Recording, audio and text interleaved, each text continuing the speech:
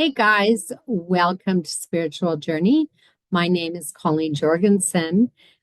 We are going to talk a little bit about Canada again, where Canada is heading, but we're also going to talk about the upcoming Canadian election. So before I get into the Canadian election and maybe where that's headed, I know that on my last Canadian journey, I left off with Mars and the activity of Mars and the action that was taking place with Mars, both with our ex-Prime Minister Justin Trudeau and what kind of triggered his downfall as Mars crossed those moon, Uranus, and Sun aspects that are just over here in the ninth house. And I talked a little bit about immigration and the importance of that, which is upcoming. Like we have a lot of issues going on with immigration, universities, enrollments in universities. That is upcoming, which could be really challenging. But I want to focus today on, and it's part and parcel of where Canada is heading in 2025. So we have Pluto down here in the fourth house. And Pluto has been there for quite a while. Pluto has been in Capricorn since 2008, which definitely brought the prominence of government to the forefront or like, what's your other business? What other little business have you started yet?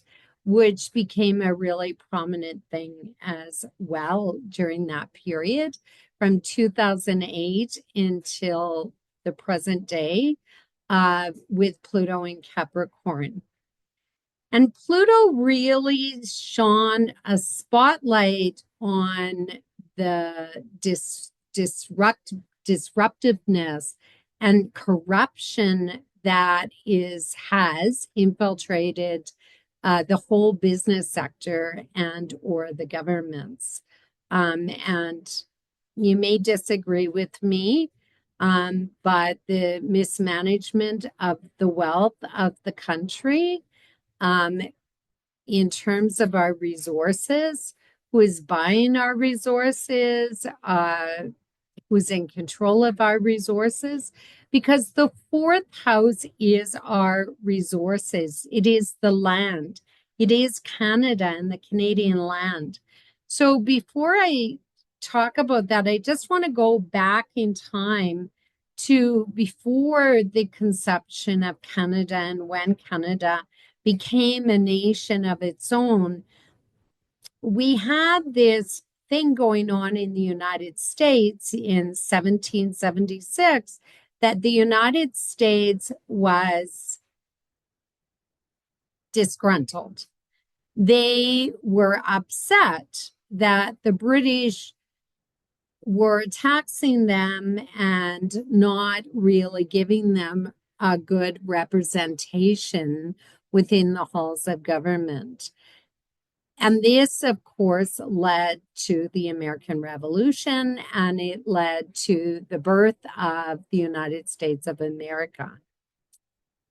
So during that time, when the United States was upset that they were paying more to the world and to the coffers of the activities in the world, and they weren't really getting anything out of it. That is a theme that is very similar today as President Trump also indicates that the United States is getting ripped off and that they are paying more than their fair share and they're not really being treated fairly and they're getting ripped off. It was also at that time, back in 1774, 75, 76, that we all belonged to Britain and the Empire of Britain. And so what was going on the same time that Pluto was in Aquarius in the fourth house, as it is now today in the Canadian chart, was, did we want to align ourselves with the Americans and pull ourselves away from Britain and maybe become part of the United States, as Trump today continues to indicate that he would like us to become the 51st state, similar to back then. Pull away from Britain and become part of our great nation that we're going to build. And similar to back then is now, Canadians are pulling together when Mars was in Cancer and saying, no, I think we're just going to stick with who we are, who we're aligned with, and we are part of the Commonwealth. So thanks for the offer, but no thanks. And that aligns with our very diplomatic Libra rising. Thank you, but no thanks. We're not gonna like cause a war or anything, but we're not becoming part of the United States. So I would really be surprised, I guess, if some of that came to realization. However, when the Canada was conceived, before its conception, before it became a nation in quite a few years later in 1867, from 1777, the British government said, look at, like one government cannot manage this vast land. It's too large. It's too big. So what we're going to do is we're going to give to each province, we're going to give them the authority to govern themselves, which many premiers right now are kind of saying that, you know, we have the constitutional right to govern ourselves. We could see that. We could see provinces pulling away from the federal government in 2025, 2026, and saying we want more control. We want to look after our own affairs, and we want to capitalize on those affairs and our resources. We want to keep the money. And so Pluto here is very disruptive energy. And now in the liberating sign of Aquarius, as the United States broke away from Britain, we could also find ourselves in Canada breaking away from the authorities of the federal government in Canada and throwing more autonomy and more independence back into the hands of each province, which is our constitutional right to do so. That's a big, big thing. Now, Pluto is newly in Aquarius. So some of you are going, that's ridiculous. Like, of course not that. That's not going to happen. But Pluto is going to be in Aquarius for quite some time. And Pluto is going to indicate that change is needed to the land, to who is in control of these things that are owned by each and every province.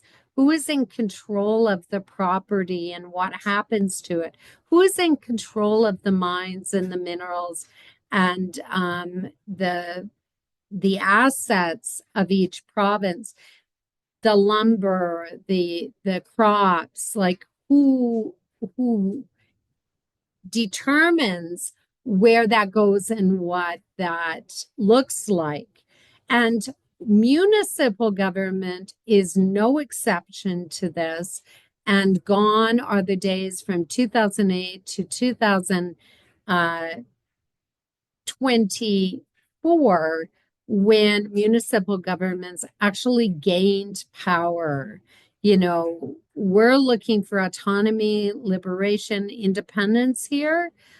So if I want to build a sandbox in my backyard, do I want to get a permit? Do I want to pay these municipal governments and municipal leaders and provincial leaders and federal leaders to continue to waste my money because Pluto is wasting and who's in control of it? So, do I have an opinion about this? I do. But I'm not saying these things because they are my opinion. I'm saying this because Pluto is in the fourth house of the Canadian chart, and it's in the sign of Aquarius, which is very independent, very liberating, and seeks to separate from that which is too controlling. So we could also, we're dealing with a lot of real estate, property issues, housing issues, agricultural issues, and that could come through tariffs or the like. And I'm saying that because Pluto is in opposition to our natal Mercury at 4 degrees in Leo. And what does that look like? Is that fair now? Is this fair dealings? Is this fair negotiations and agreements? Or is it simply for the benefit of the wealthy, the prestiged, the leadership governing to make those decisions for the people? Because the Aquarius is the people and humanity.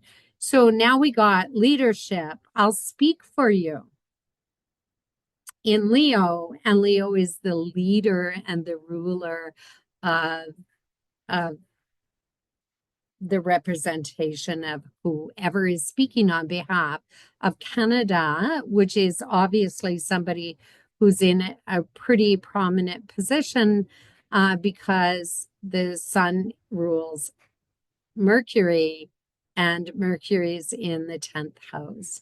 So just like our Libra rising, we're going, can we negotiate? Can we come to some agreement that is fair and equitable for all of us?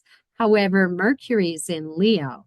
So that would certainly benefit the leaders and the leadership or as somebody in a higher position of power. So Mars now is heading down, newly in the sign of Leo, and Mars is heading towards Mercury. And that is just prior to this Canadian election. So that is very interesting. And I'm going to tell you why.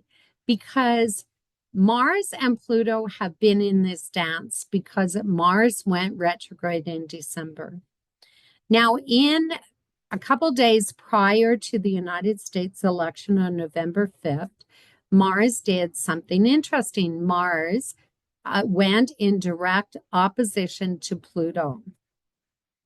And that really dredged up a lot of stuff going on in the United States election.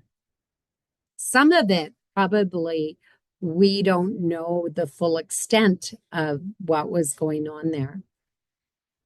However, the second pass between Mars and Pluto happened in the early part of January when Mars now isn't in the defensive sign of Cancer and the protection of countrymen and country, but in the sign of Leo in January. And of course, the United States encountered, and maybe some other countries as well, storms, wind.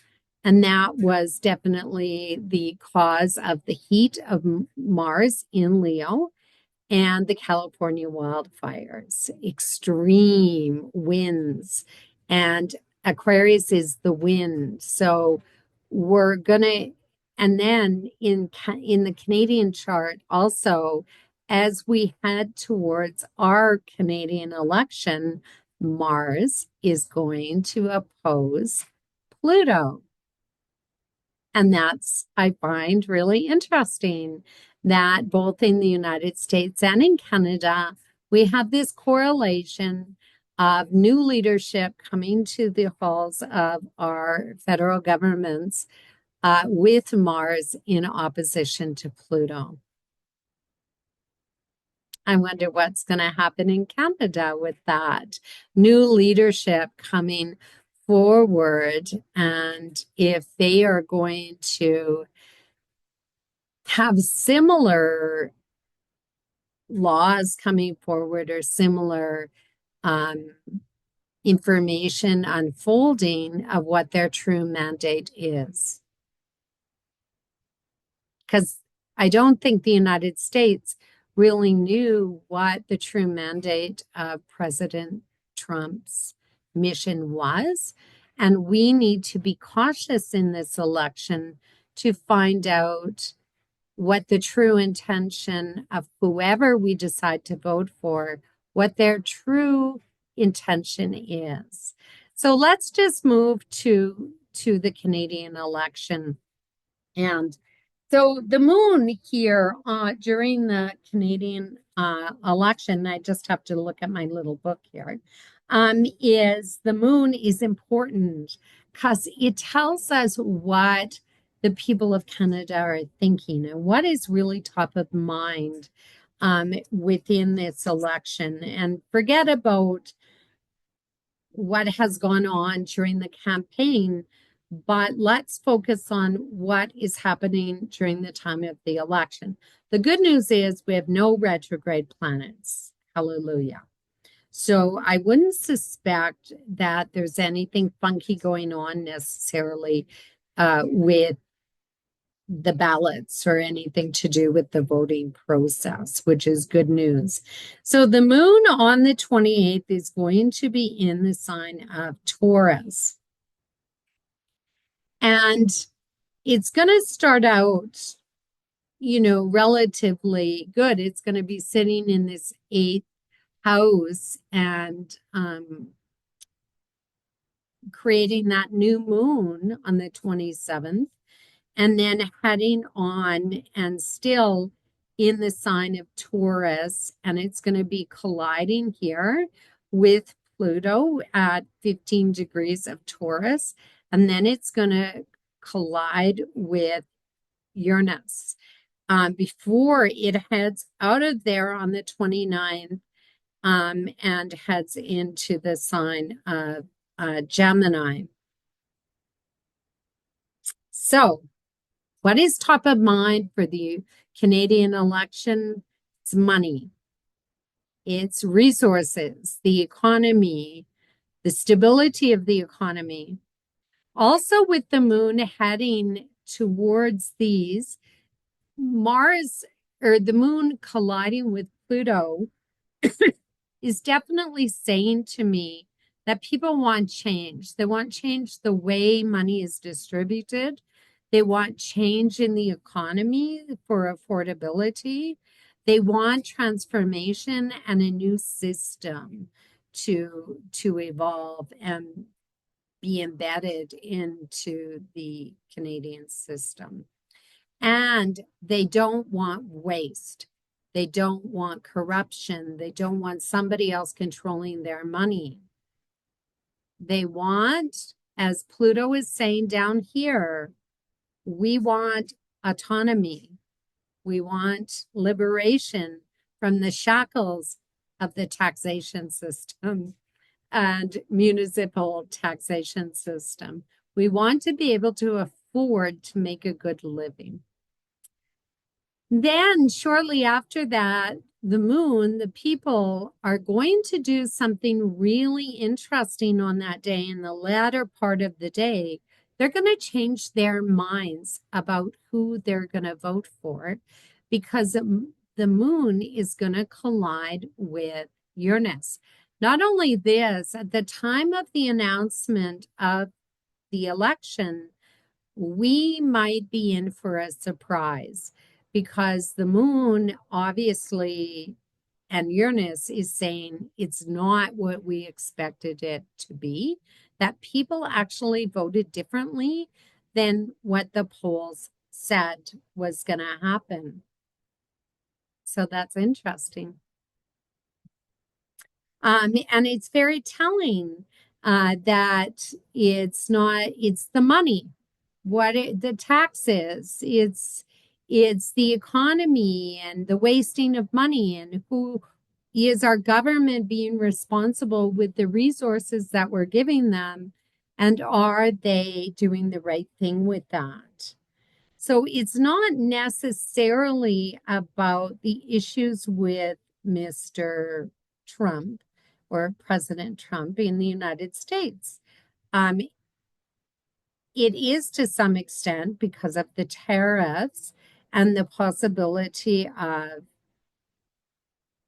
um, agreements. So, Mars during this time on the 28th, Mars is sitting right on top of Mercury. This would definitely indicate there's an announcement being made. And it's polarizing because it just prior to this election, we have another Mars Pluto connection. So there could be some disruption of some kind that goes on within the people that are running, because these are our leaders. Regardless if they get voted in the top chair, we still have representatives who are supposed to be representing the people in a democracy. So we could some activity could be unearthed here. Some information could be unfolding here about one of the leaders or one of the prominent people that are running for that top chair.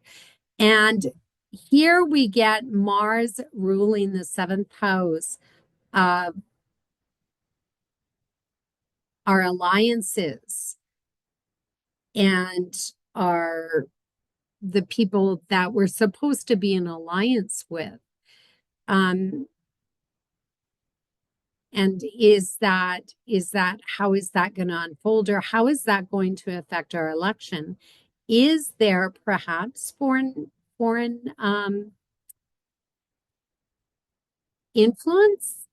There could be, but I think this has more to do with the influences of President Trump, negotiations, tariffs, and the economy, which I've already said is going to have a huge impact on our election. Now, the moon also is going to oppose Saturn during this, and that's kind of a depressive thing, meaning that the population is going to look for a leader in this election that looks after your income, that protects your income. And that's important. How much money are you able to take home and actually keep? What a impact really. I think that the Canadians are more concerned about the overthrow of our government if the United States walked in here and decided they were going to take us or take any part of anything that we own, rather than them assaulting our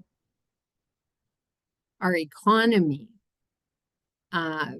However, in this election, people are very concerned about their pocketbook and their income and how that's going to translate on their ability to pay their bills. And that is important. Do they have a job? Do they have an income? That seems to be top of mind for Canadians and survivability. Now, if you look to the healthcare system, which is running certainly running and part and parcel of this, the job market in Canada most likely is going to fare better than we think it is because Saturn is in Pisces right now, which is the unknown. Like, are we going to have a job tomorrow? Are we getting paid well for our job that we're doing? How is it going to unfold and what's going to happen? So the North Node's in there, and definitely I feel that whoever comes to power is going to promote job growth and projects coming on board, and new initiatives coming, no matter who gets elected. That seems to be, but fate will have it that the right person will be elected to lead us in the direction that we need to go, whether we like it or not. But we're not going to like any longer corruption, wasteful spending. We want change and transformation in how our governments or provincial governments manage our money. And that's going to be the big thing, the big motivating factor in the Canadian election. And also jobs and healthcare are going to run a second place because of this large amount of planets in the sixth house. The healthcare system, the limitations that are actually put on the healthcare system right now, and also the need that we need to move forward in a different direction with the healthcare system and how we view it. And we are moving into a stage in Canada, at least, where we're going to have to be responsible for our own health. Gone are the days, just go to the doctor, get a pill, come home, you'll be fine. That is not, I don't think, the future of Canada and the direction that Canada is going to take when it comes to your health, because your health is your responsibility. And we're really going to see that begin to emerge both with Neptune in Aries and Saturn in Pisces, heading into Aries and then back into Pisces, and Neptune back into Pisces as well. So that is unfolding, and basically in a nutshell, that is what is happening with the election. And so with the election, the conservatives have always been ruled by Saturn, conservatism. Liberalism has always been ruled by Jupiter. And Jupiter is a little more expensive, a little more risky, spending a little more money than the conservatives generally do. The conservatives generally, with Saturn there, are pressurized, or they have to rise to a different standard, perhaps, than the Liberal Party does. And I'm only mentioning these two because in this election, they are really rising to prominence. So we have Jupiter in the sign of Gemini. And of course, that little old Mercury in the Canadian chart rules that Gemini. And we have Jupiter in that ninth house. And really sitting close to Venus, our ruling thing. So that would kind of say it all, wouldn't it? That, the Liberals are going to win because Jupiter is in such a good position. However, Jupiter in Gemini doesn't like it. It's over exaggerated. There's too much talk and very little action. There's a lot of promises being made and not necessarily pulling through with them. There's big issues here with immigration, universities, applications for immigrants going to universities and getting into the Canadian system through that channel. And because Jupiter has been in square to Saturn, we kind of have this polarization going on between these two parties, that the conservatives are more concerned with, or it appears in this chart, with the healthcare system, the sustainability of the healthcare system, and the working man. And where is the working man? And why can't I get a job as a Canadian? Whoever you are as a Canadian, I don't care. So those seem to be issues, whereas the Liberals are concerned with foreign policies, the tackling of President Trump against our country, the tackling of foreign interests or foreign problems that are materializing, like the war in the Ukraine or issues surrounding the Palestinians or issues surrounding the world in a larger global place. And maybe that is where we need to focus our attention. And who do we need to assist us in those international affairs? That is the polarization that's going to happen between these two parties. Now, if these two parties, whoever gets in, whether it's the Liberals or the Conservatives, I don't really see a majority government here. And that polarization, if it's a really close polarization, we also need to factor in that there's going to be big challenges in this next Liberal government, or I say liberal because we have liberal now, but in this next government, how much leeway they have to actually do anything or get anything done is going to be tight, and it's going to be really, really close and challenging. And we do have a lot of pressure here because of this Mars opposition to Pluto. That is changes, forceful changes that need to be done to the land, the agricultural base, to building, housing, real estate, mining, minerals, and municipal politics are going to be involved here. And so land disputes, uh, all of those things are coming into play because that Mars opposition to Pluto is embedded in this election. So I have the birth dates of Pierre Poilievre on June the 3rd, 1979, Calgary, Alberta. He was born, according to my records.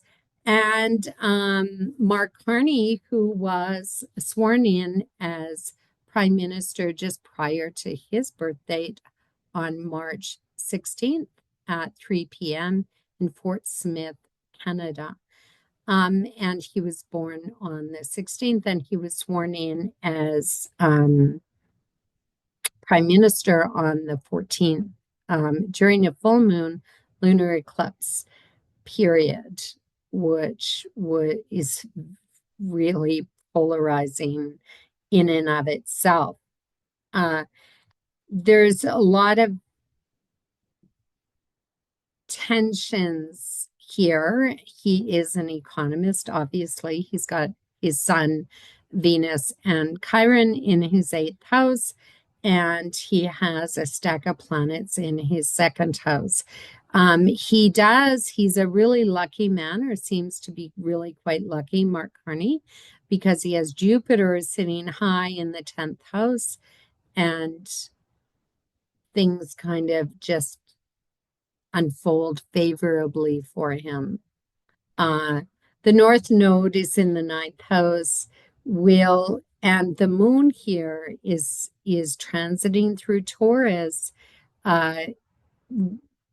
right in his 10th house. Now, Pierre Poilievre has similar connections. He's got the sun in his 10th house.